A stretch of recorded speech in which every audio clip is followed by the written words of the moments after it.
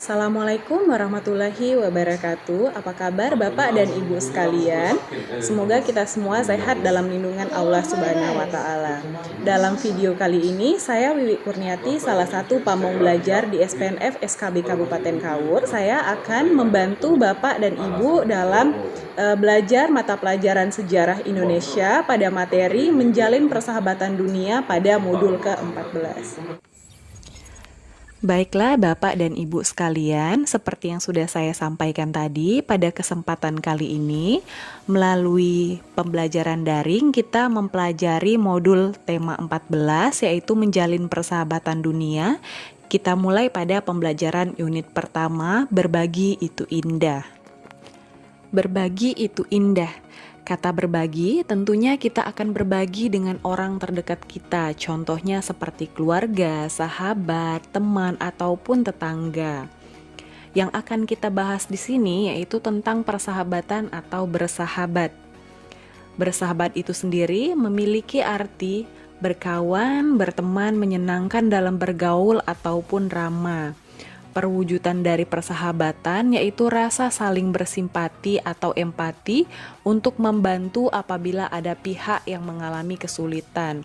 Untuk persahabatan itu sendiri bisa terjadi antar individu atau antar orang, antar komunitas atau kelompok, dan antar negara.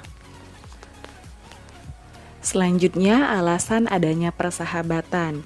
Menurut Bapak atau Ibu, alasan apa yang membuat persahabatan itu bisa ada, baik itu persahabatan antar individu atau manusia, antar kelompok, ataupun antar negara?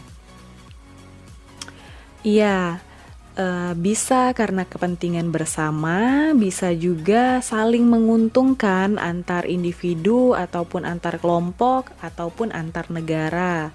Selanjutnya bisa karena saling adanya rasa nyaman. Biasanya kalau rasa nyaman ini antar individu atau antar manusia ya.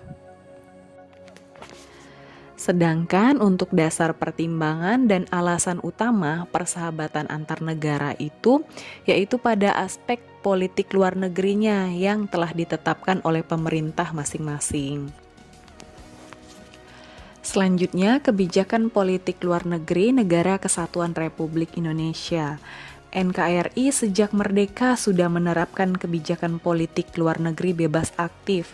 Yang dimaksud dengan bebas di sini, kita tidak terikat oleh suatu ideologi, tidak masuk blok negara asing tertentu. Artinya, Indonesia bebas memilih menentukan negara sebagai sahabatnya.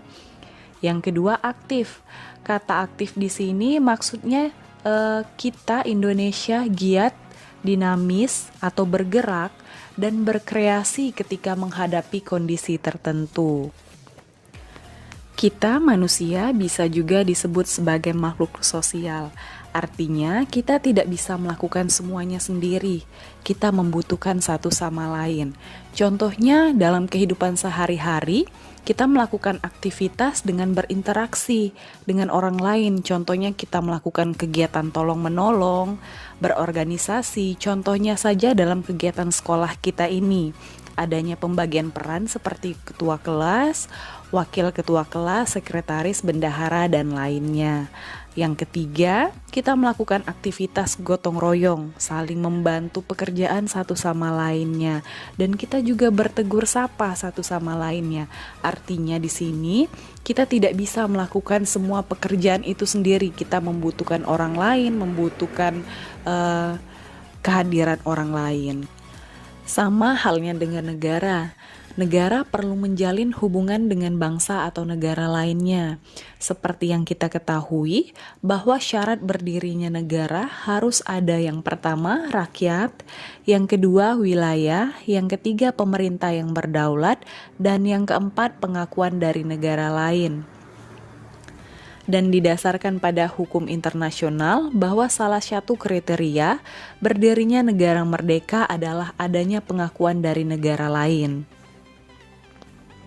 Maka dapat kita simpulkan bahwa negara pun harus menjalin kerjasama ataupun bersahabat dengan negara lainnya. Baiklah Bapak dan Ibu sekalian, demikianlah materi pembelajaran kita pada pertemuan kali ini. Agar Bapak dan Ibu dapat lebih memahami materi ini, kita ada penugasan yaitu Bapak dan Ibu mencoba untuk menganalisis persahabatan yang ada di sekitar kalian serta menjabarkan manfaat persahabatan tersebut. Demikian proses pembelajaran kita pada hari ini. Semoga apa yang telah kita pelajari dapat bermanfaat bagi Bapak dan Ibu sekalian. Dan apabila saya ada kata yang salah, saya mohon maaf. Saya tutup. Wassalamualaikum warahmatullahi wabarakatuh.